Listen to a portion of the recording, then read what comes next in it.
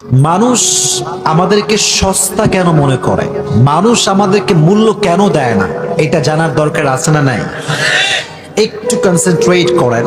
মানুষ আমাদেরকে সস্তা কেন মনে করে? দেখেন, পৃথিবীতে যত কিছু অ্যাভেইলেবল, চাইলে হাতের নাগালে পাওয়া যায়, খুব খেয়াল করে দেখবেন এগুলোর মূল্য মানুষ দিতে চায় না।